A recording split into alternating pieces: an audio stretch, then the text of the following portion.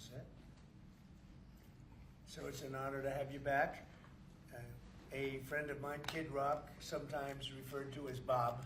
I know him as Bob, but he's been a good friend for a long time, many years, and he's been after something that is for the good of a lot of people, including in particular the public, and having to do with ticket sales and scalping and all of the gouging that you have been reading about. That's gotten worse and worse with time. And I didn't know too much about it, but I checked it out, and it is a big problem. And I thought, I think you've been trying to get this done for 20 years or something. He said Trump got it done in 2 weeks.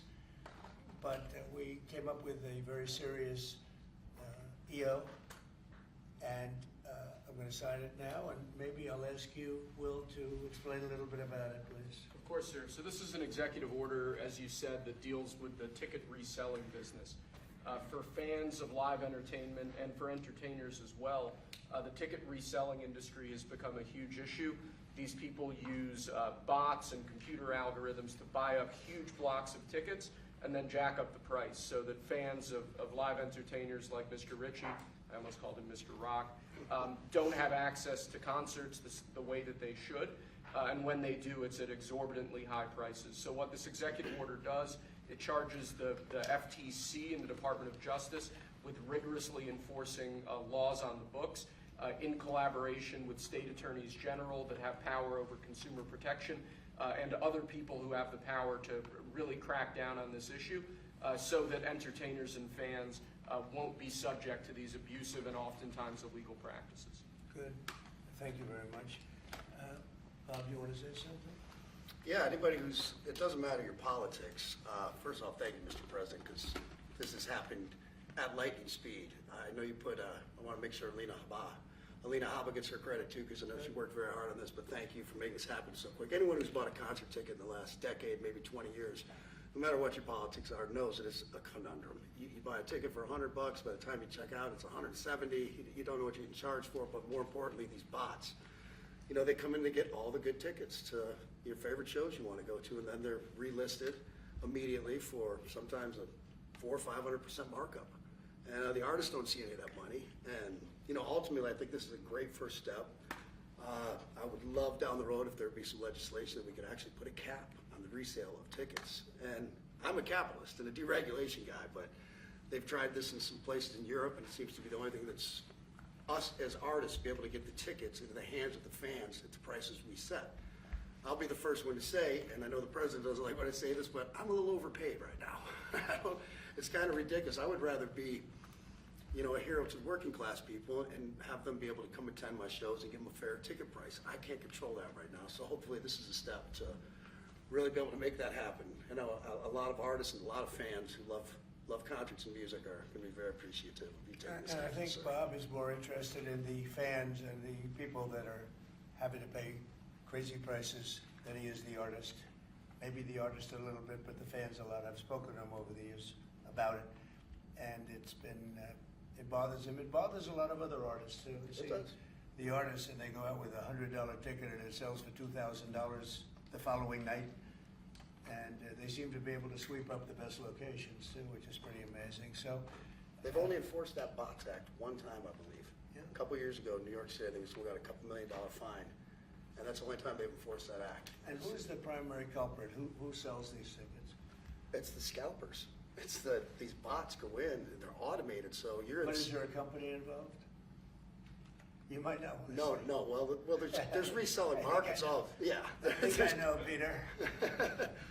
But that's all right. Don't get them involved. Maybe What company do you think it is? Maybe they're more innocent than we think. Well, if you think of it, like if Ticketmaster sells a ticket, if you buy a ticket and go to a show, you're in a lot of ways their worst customer. Because they make another 17, whatever percentage every time that ticket resells. So they don't want to enforce the Bots Act necessarily because they're making more money off it. No, the artists don't see any of that money, but that's not what I'm advocating for, is for me to make more money. I want the fans to have fair ticket prices, be able to go and enjoy more shows. I know people that they decide on a family vacation or going to their favorite concert once a year rather than, you know, my parents used to go see multiple shows when you could afford them back in their day. And I'd like to take my ticket prices lower, but if I set my ticket prices low, these bots immediately eat them up and they resell for hundreds of dollars more, and I'm just making these bad actors rich. Well, I think this is a big step to getting it stopped. Did you have something, Brian? Yeah, I do actually. I actually feel that the consumer is gonna take the money that they've saved and actually buy merch, which you guys have a big percentage of, or do concessions, which you guys split with the venue on that as well. So I think their We money don't goes share first. concessions a lot. No? No, those are, we try to, but they don't want us, they don't want to share it in the beer prices and parking or any of that stuff. But the bottom line is there's money for everyone to be made. There's plenty of money to go around. You know, no one's gonna really lose here. You know, Ticketmaster, if we can get a cap, they're gonna lose some money, but I've already talked to CEO Michael, and he's given me his word. He's on board for it. I was talking to Jacoby with Papa Roach earlier, and by the way, he's a big fan of what you're doing, President Trump, digging into this whole scalping and the bots. A lot of musicians, you can say that, they're with Kid Rock, sir. Good. On I this, think so. without a doubt. A lot of people are. President Trump, Peter? would you ever wear a jacket like that? I don't know, I was thinking about doing it for tomorrow. We have a big event coming up, and I was thinking about doing it, but I'm not sure. So you recently bought a Tesla for White House staff I did. to use, but now there's all these domestic terrorists targeting Teslas. Are the staff scared to drive it? I don't think so. I haven't heard. They weren't complaining. I did buy one, and I let the staff use it. We have it parked conveniently, and one day we give it to Margot, one day we give it to Chamberlain, give it to Natalie, we give it to everybody around, give it to Dan Scavino, but he's got so much money it doesn't matter. But they love the car, and it's a great car, and it's made here, and it's made in the country. He's got a tremendous plant now in Texas, and he has one in California. Does a lot of his work here, and he's been really unfairly treated, in my opinion. I drive one. And Yeah. there's this other story, I know it's hypothetical right now, but if you were allowed for some reason to run for a third term, is there a thought that the Democrats could try to run Barack Obama against you I'd love that. for his third term? Boy, I'd love that. That would be a good one. I'd like that. No, people are asking me to run, and there's a whole story about running for a third term. I don't know. I never looked into it. They do say there's a way you can do it, but I don't know about that. But I have not looked into it. I want to do a fantastic job. We have 4 years, just about, almost close to 4 years. Time is flying, but it's still close to 4 years, and we're getting a lot of credit for having done a great job in the first almost 100 days. And we have some big things we're going to be announcing over the next 2 days, and you know very well, Peter, and I think it's going to be something that's going to bring a lot of wealth back to our country, tremendous wealth back to our country, actually. And other countries are understanding it because they've been ripping us for 50 years longer, but they've been ripping us off for years, right from the beginning. And I think this is going to be an amazing, I call it a lot of different names, but it's really, in a sense, it's a rebirth of a country because how we could have afforded to do what we did. We help everybody, and they don't help us. I really, the term I like best probably is the liberation of America. It's a liberation of this country because it's incredible. Look, we have 36 trillion in debt for a reason, and that accumulates over a long period of time. So I think what you're going to be seeing over the next couple of days will be very inspiring to a lot of people. You know, they had a lot of auto plants being built in a certain country. I don't want to mention the country because we get along great with the country, but those plants aren't being built there anymore. They gave them up today and yesterday, day before, and they're building them all now in the United States. And we have many examples, not only auto plants, chip companies from Taiwan are coming in. The biggest, Mr. Wei, he's big. I said, you are a smart guy, aren't you? I've been reading about him over the years, but he controls a large portion of the chip business, as you know. You don't get smarter. They're going to be investing $200 or $300 billion.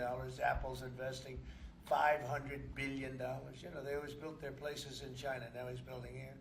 I think because of you speak to Tim Cook, because of the election, but maybe more importantly because of the tariffs. You know, he's got really an obligation to do it. But we have many, many companies that you haven't even heard of. But I think we'll be at $5 trillion very soon. And if you think about this, we've never been anywhere near that.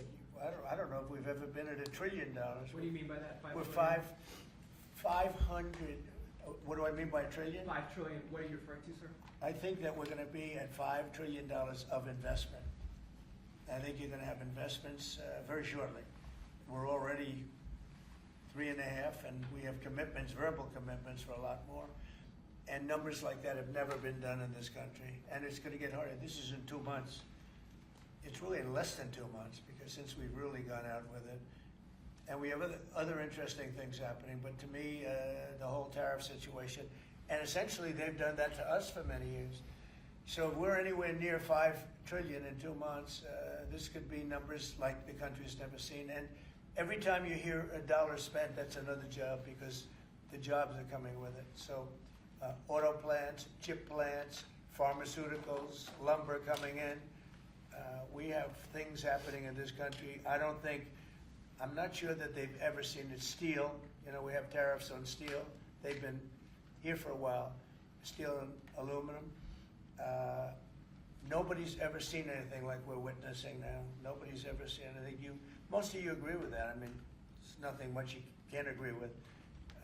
We have things happening in terms of jobs and investment, the likes of which I don't think we've ever seen. If you look at, let's say, $4 to $5 trillion in a period of a month and a half, that's even more than you do with your concerts, which are always sold out, right? Nobody's ever seen numbers. And think of it, where Apple's at 500 billion, as I said, but they always used to spend that money in China. Now they're spending it here.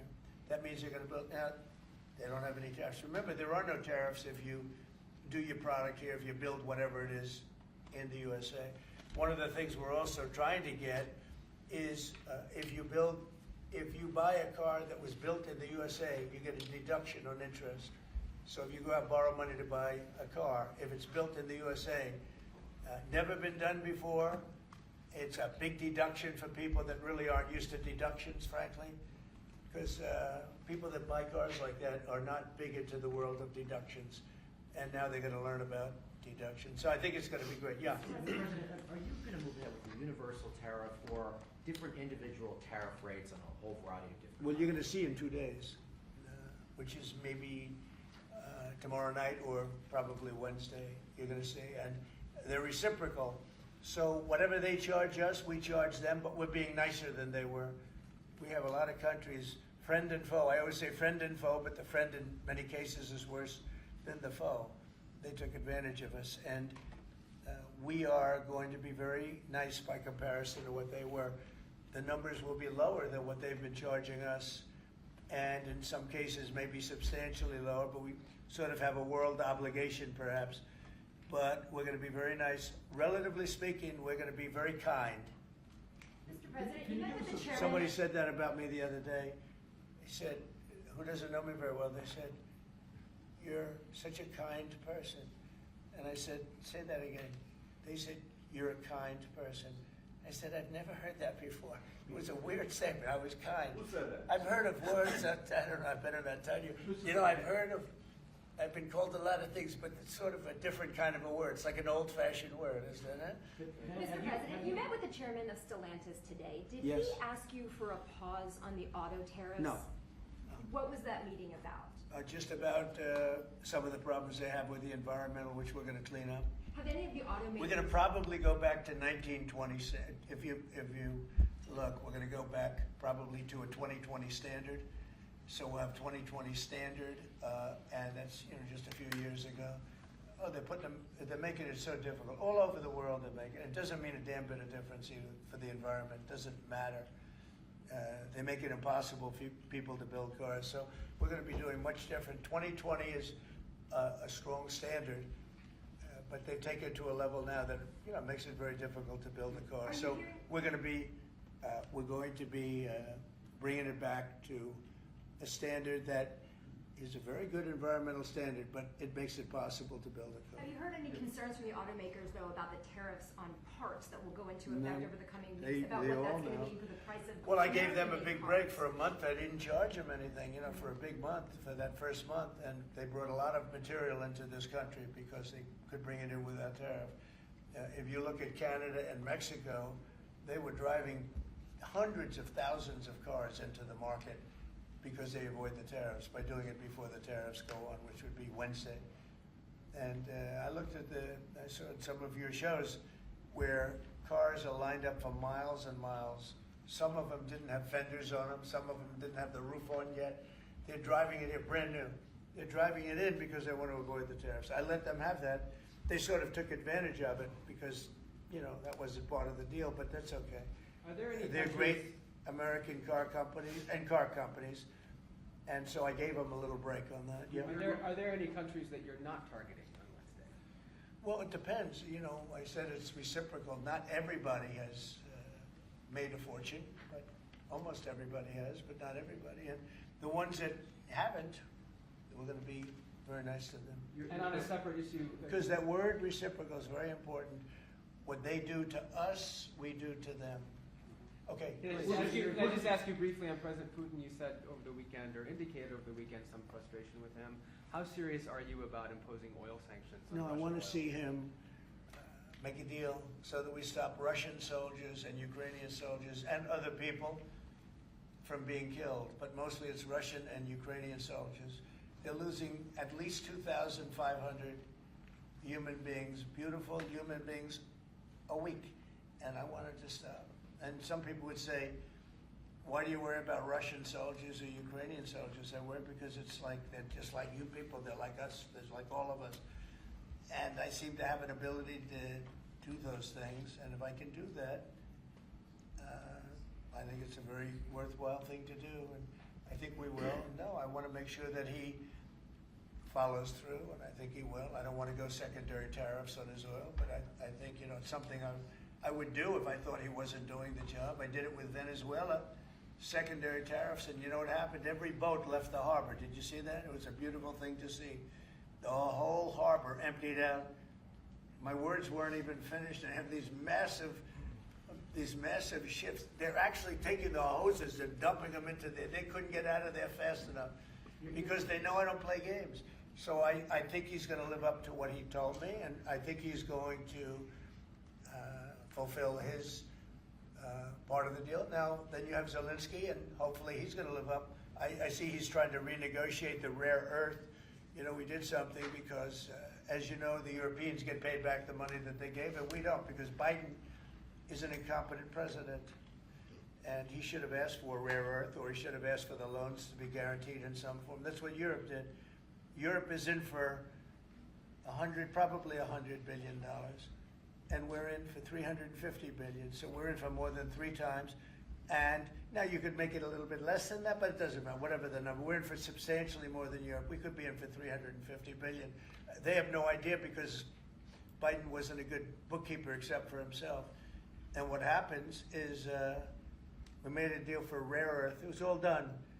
And I heard through you, I haven't spoken to them yet, but through you I heard that they're now saying, well, I'll only do that deal if we get into NATO or something to that effect. Well, that was never, number one, discussed. Number two, I think it's going to be long before Putin, they said you're not going into NATO. And it could be, that's probably the reason the war started, actually. We're hours away from a very special election. Wisconsin, Florida. I want to share your thoughts on Republican voters to not sleep on this. Yeah. 2 very important races you got. Well, it's a big race, Supreme Court race in Wisconsin. It's taking place essentially as you know, it was early voting, and so we'll see what happens. It's a big race. I love Wisconsin. We won Wisconsin. Republicans typically don't do very well in Wisconsin, but I did. I actually won it twice. I actually probably won it 3 times to be exact. We played their side. Not probably. I won it 3 times. We had a rigged election the second time, but that's, you know, one of those things. We had to make this one too big to rig. Would you agree with that, Brian? Yes, Too sir. big to rig? Yes, sir. So anyway, but yeah, there's a big race, and I hope you get out and vote for the Republican. The woman is a radical left lunatic, and let's see who wins. But the woman will be very bad, and you know, Wisconsin's a big state politically, and the Supreme Court has a lot to do with elections in Wisconsin. So if whoever it is that's running, including, you know, even Senate races, etc., but whoever it is in 4 years that runs, having Wisconsin is a very big, you know, we won it early and big, but winning Wisconsin's a big deal. So therefore, the Supreme Court choice is the one you're talking about right now. It's a big race. It's going to be announced fairly shortly. President Trump, on TikTok, big week of deadlines. You got Liberation Day and the TikTok deadline. Yeah, just this we week. do, which I can extend if I want, but we have a lot of enthusiasm for TikTok for buying it. I think TikTok is good. I used it I was a great TikTok guy, and we won by 36 points, the youth. You know, we won the youth, which Republicans don't do. Maybe it's because Kid Rock likes Trump, I don't know, but we won the youth by 36 points, and I attribute some of that to TikTok. Is the TikTok deal, the negotiations now, tied to a bigger tariff deal with China? No, but you know, it could be. I mean, you know I've used tariffs for lots of different reasons, but I could see, 1 point in tariffs with China, a big country, would be probably worth more than all of TikTok, as valuable as TikTok is. It's big stuff. So there's a great example. That's a great question, actually. I'm a very flexible person. I could use that for that. Like, maybe I'll take a couple of points off if I get approvals for something. I haven't done it. Maybe I'll do it, maybe I won't. But it's a very good question. Peter, you're very good. Thank you. You'll love this one. Go ahead. I can It's imagine. not front page news, but I am just curious. What is your thought about Tiger Woods now becoming part of the broader Trump family? Well, I love Tiger, and I love Vanessa, and they had a great relationship. I happen to think the relationship with my son, I happen to think the relationship was hurt very badly by the witch hunt that went on, Russia, and all the crap that they put Don through, who knew nothing about it. But Vanessa and Don had a very good relationship. They have incredible children, 5 incredible children. All good athletes, all great students, they're like great. And they broke up, quite a while ago, and which was to me very sad because I think they're both great. Don and Vanessa, and Tiger actually called me a few months ago, and they have a very special, very good relationship with Tiger. I played golf with him a couple of times over the last month, and he's a fantastic guy and a fantastic athlete. And he told me about it, and I said, Tiger, that's good. That's good. I'm very happy for both. I just let them both be happy. Let them both be happy. They're both great. To follow up on China, China, South Korea, and Japan say they're going to work together in cooperation to respond to the tariffs that you're going to put into Could be. effect this week. Are you concerned that this move of the tariffs this week could push some of the United States' closest allies to work with China? No, I'm not worried about it. I'm not worried about it. Yeah. Mr. President, can I ask you I about think they have a something? chance of doing better, actually, with the tariffs. It can actually help them in a certain way. And I think a lot of them will drop their tariffs because, they've been unfairly tariffing the United States for years. And if you look at the European Union on cars, the European Union already dropped their tariff down to 2.5%. It was announced a couple of days ago, which is what which is a very small tariff. The United States charged very little.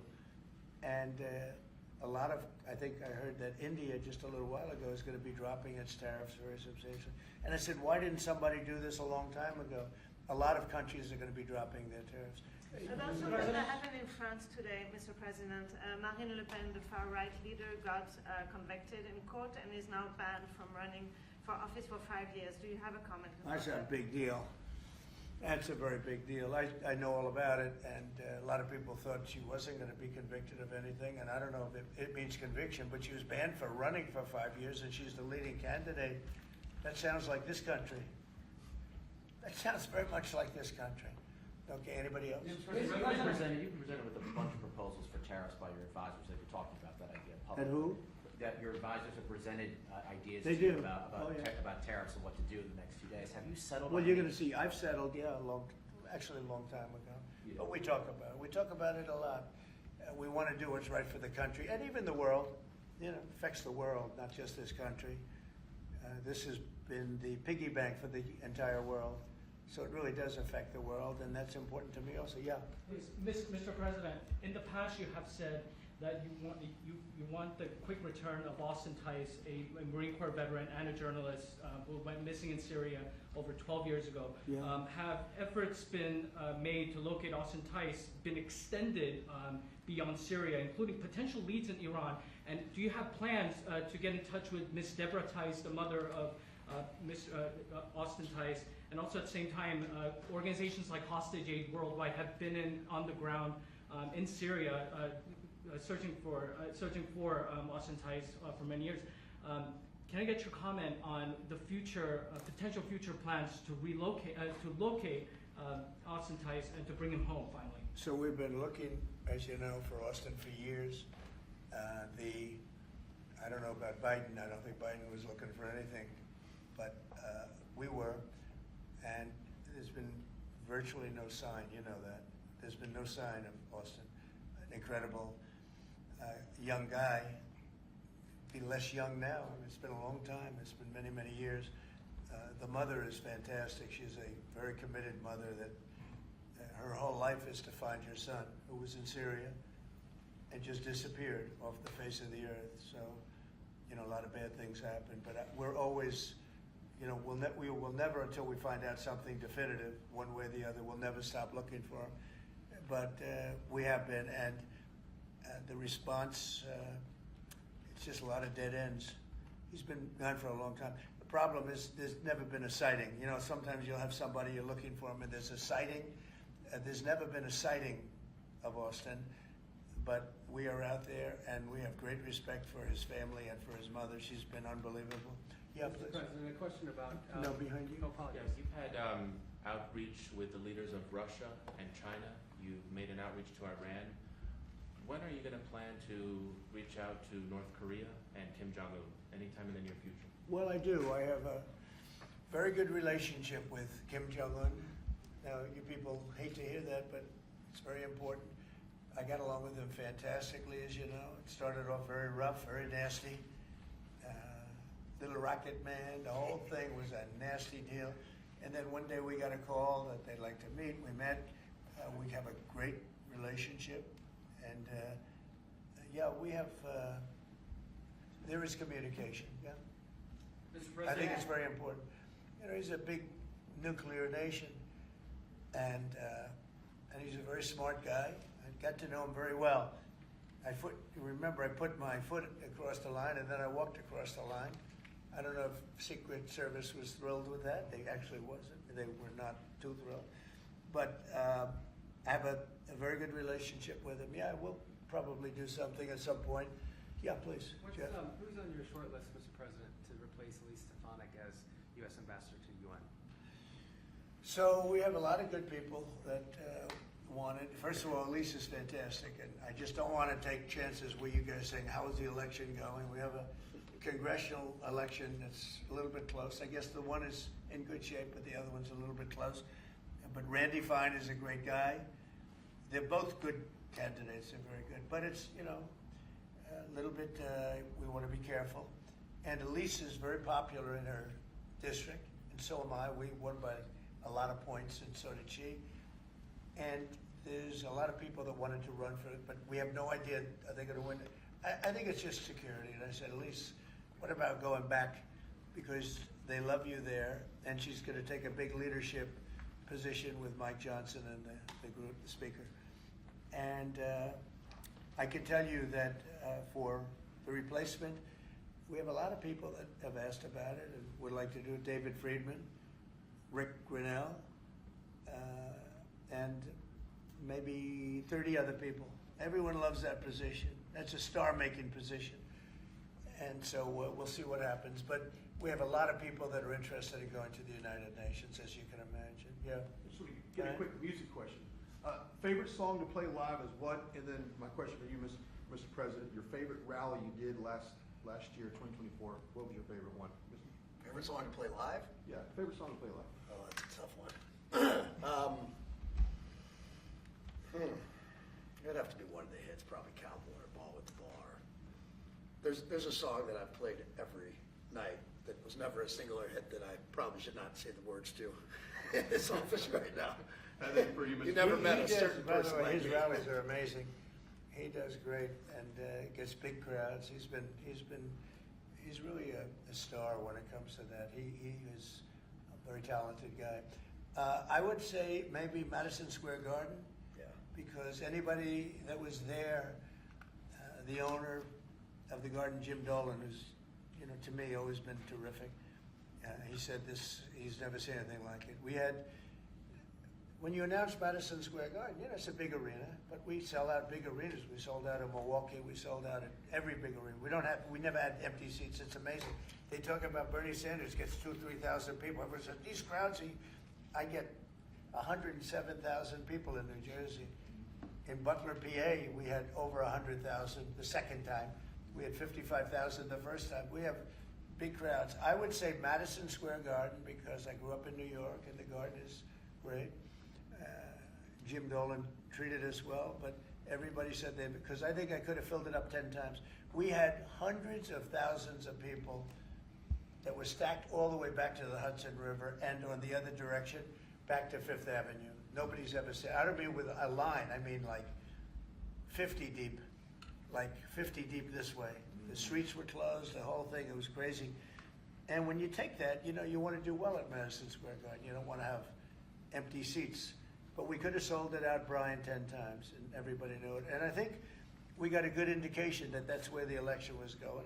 And we won every swing state, and we won by millions of votes.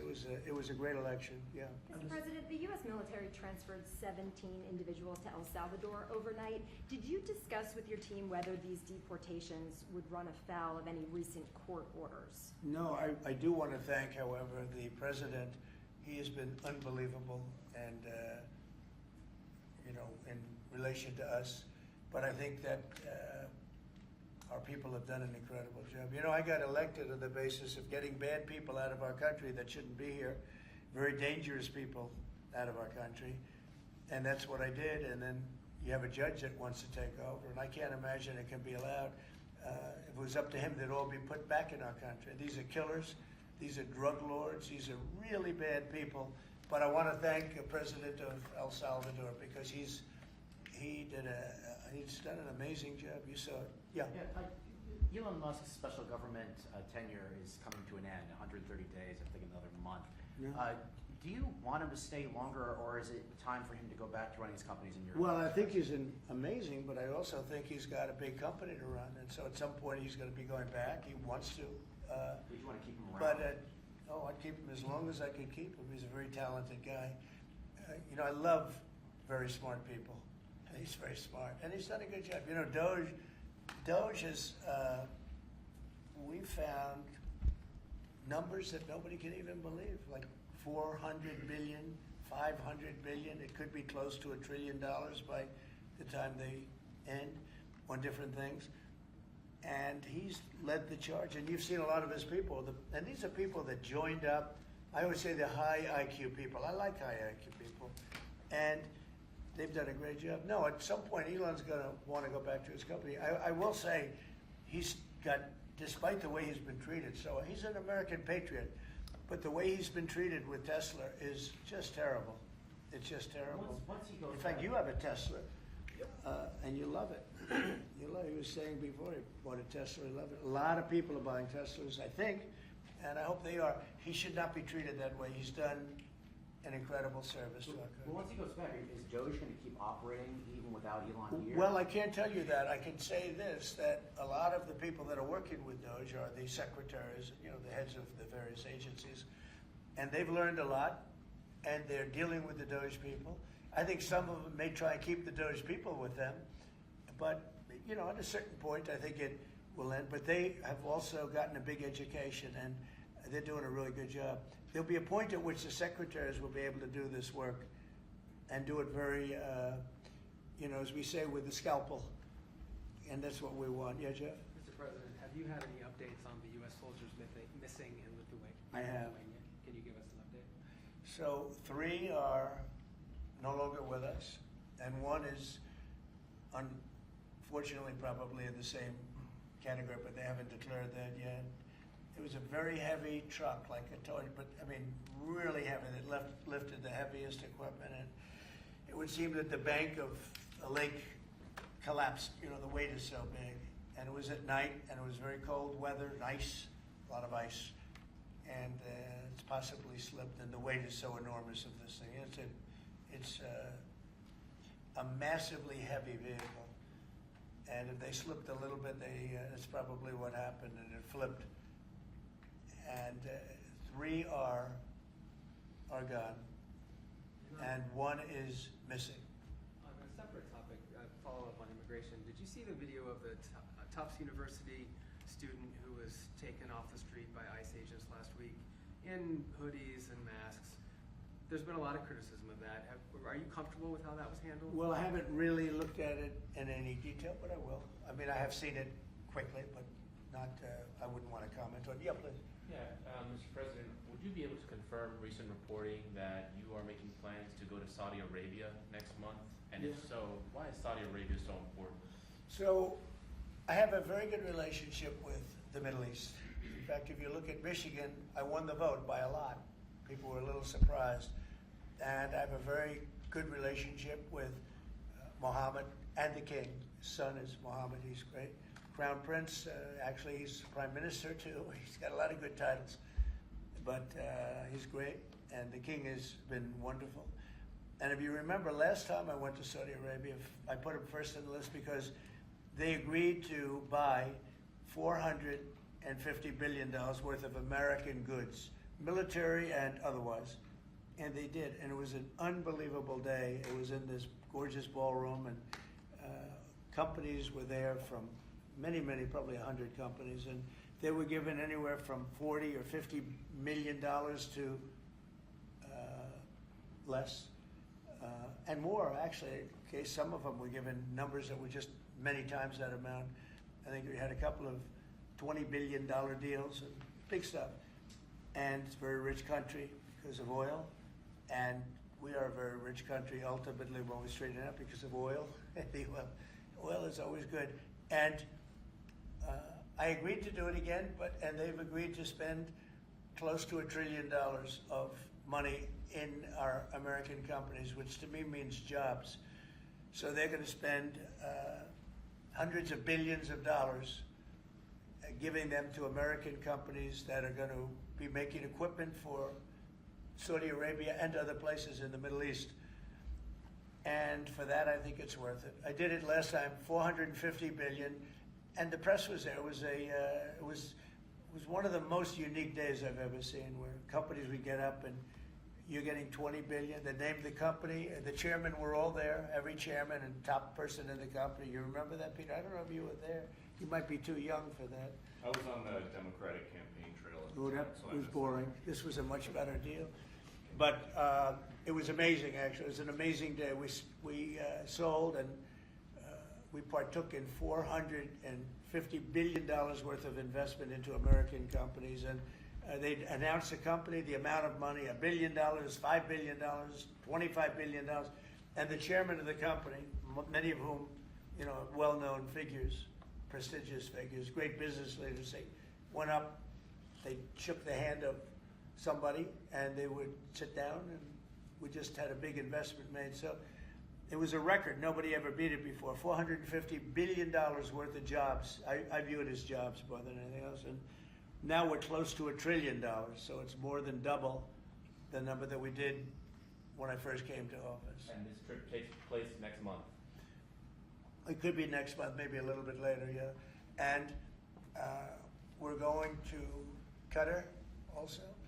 And also we're going to possibly a couple of other countries. UAE is very important. It's a great leader in UAE. And I had his brother here the other night, if you saw that. We had a wonderful guy, a wonderful family. So we'll probably stop at UAE and Qatar, and as I used to call it, Qatar. Nobody's ever told me right or wrong. I always like to say Qatar, but it's Qatar. They like to say Qatar. And Saudi Arabia, the three of them, and then we'll go other places also. But in the Middle East, those seem to be the three. And again, tremendous amounts of jobs will be created in those 2 or 3 days. Thank you very much, everybody. Thank you, press. Thank you, press. Headed out that door right there. Oh, Thanks, guys. but Thanks, you guys. get to sign Thanks, the guys. deal. You guys. Wait. Well, that was good. Okay, ready, everybody? You better do well with this. He's gonna do it, make sure everything is nice and clean, right, for your Make industry. America fun Because again. you're not in a clean industry. Hold that up. Okay? Thank you, everybody. Thank Thank you, Happy Prez. Thank you, President. for everyone.